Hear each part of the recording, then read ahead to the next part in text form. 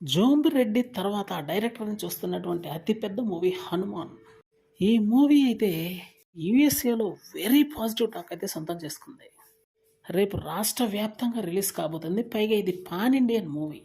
25,00,00,000 వరకు బిజినెస్ చేసినటువంటి మూవీ కాబట్టి ఈ మూవీకి రెస్పాన్స్ ప్రస్తుతానికైతే యూఎస్ఏలో అదిరిపోయిందనే చెప్పాలి.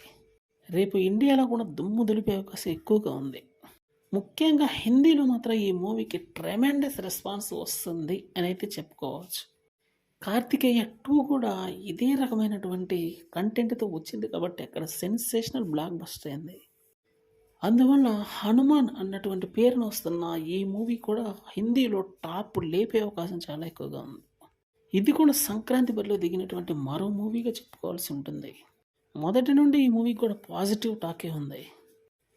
హీరోగా తనకి 2, 3 సినిమానే కాబట్టి ఇక నెక్స్ట్ ఈ మూవీ కానీ బ్లాక్ బస్టర్ హిట్ కొట్టిందంటే ఇక నెక్స్ట్ వచ్చే మూవీస్ కూడా అదే రేంజ్లో ఉంటాయని చెప్పుకోవాలి. ఇది ఒక తిరుగులేని ప్లాట్ఫామ్ తేజ సజ్జాకి అని చెప్పుకోవాలి.